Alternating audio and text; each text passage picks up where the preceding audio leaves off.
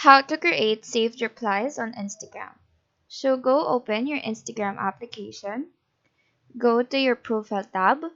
In this page, click the three lines on the upper right corner of the screen. Once you're here, click on Settings, and in this page, tap on the Business option. Select the Saved Replies option, and then click on the plus icon here on the upper right corner to create a new Save Reply option. Now here, enter your replies shortcut. After typing in the shortcut and the message, click on the check icon on the upper right corner to save this one.